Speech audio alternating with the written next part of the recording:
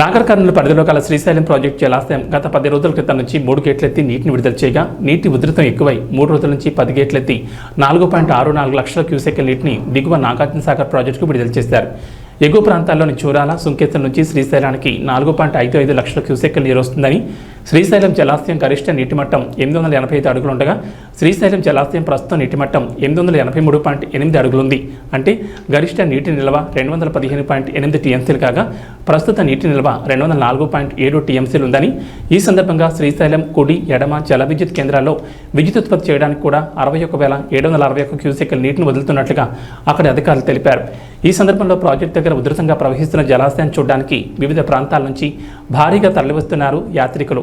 Traffic నిబంధనలు పాటించకపోవడంతో ప్రాజెక్టుకు ఇటువైపులా అటు శ్రీశైలం వైపు కానీ ఇటు నాగర్ కర్నూలు వైపు కానీ సుమారుగా 7 నుంచి 8 కిలోమీటర్ల మేరకు ట్రాఫిక్ జామ్ అయి యాత్రికులు, వాహనదారులు నానా ఇబ్బందులు పడుతున్నారని, వచ్చే యాత్రికులు ఇక్కడి పరిస్థితులను తెలుసుకుని రావాలని తెలుపుతున్నారు.